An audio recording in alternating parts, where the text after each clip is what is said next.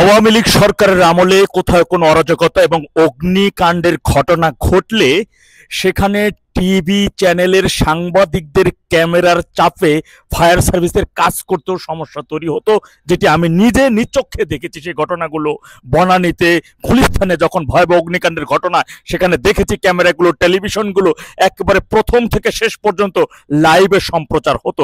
কিন্তু সাম্প্রতিক সময় দেখছেন যে চট্টগ্রামে, মিরপুরে, আজকে এয়ারপোর্টে যেভাবে ভয়াবহ অগ্নিকাণ্ডের ঘটনা, প্রথম শ্রেণীর কয়টা মিডিয়া সেটি লাইভ সম্প্রচার করেছে বা প্রথম শ্রেণীর কয়টা মিডিয়া সেটাকে ফলাও করে নিউজ করেছে।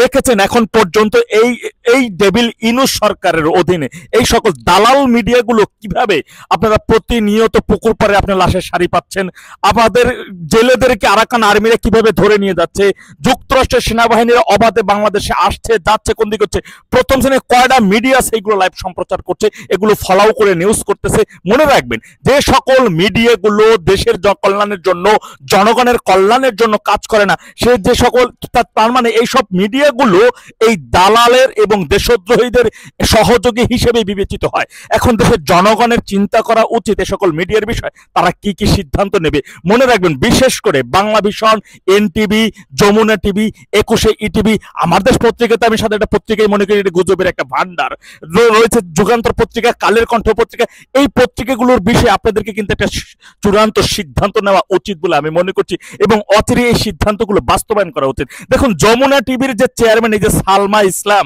সে কিন্তু আওয়ামী লীগ সরকারের আমলে মন্ত্রী ছিলেন, এমপি ছিলেন।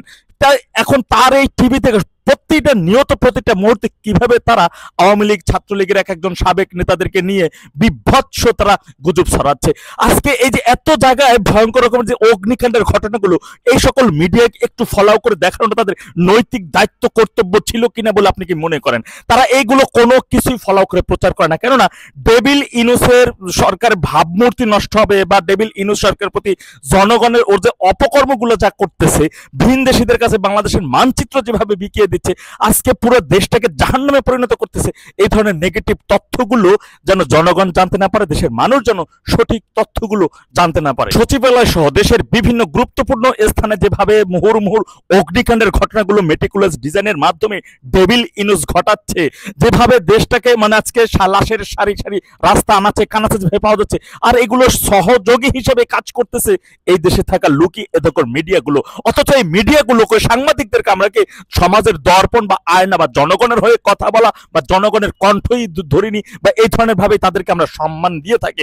তথাপি আমি আপনাদেরকে বলবো, এই আমার দেশ, যমুনা, 21 টিভি, বাংলা ভিশন, এ সকল সাংবাদিকদের আপনাদের বয়কট করা উচিত দেশবাসীর, এটা আমি মনে করি এবং এটা করাটা আপনার কাছে একজন নাগরিক, সচেতন নাগরিক হিসেবে নৈতিক দায়িত্ব এবং কর্তব্য বলে আমি মনে করি। কারণ আমি কিন্তু তৎকালীন সময় ভাই আমি নিজেও তো লাইভ করেছি, আমি তো দেখেছি এই সকল গণমাধ্যম কর্মীদের তৎকালীন সময়ে লাইভের ঠেলায় ফায়ার সার্ভিসের ঠিক মতো কাজই করতে পারত। এখন তাদের লাইভগুলো কোথায় গেল? এখন কেন ক্যামেরা চলে না? এখন কেন তারা দেশের হয়ে, দেশের জনগণের হয়ে?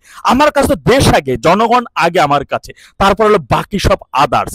করবো না আমি ওই ধরনের মিডিয়াতে কাজ, তো কি হয়েছে? তুমি কি ভাতে মরতো নাকি কেউ?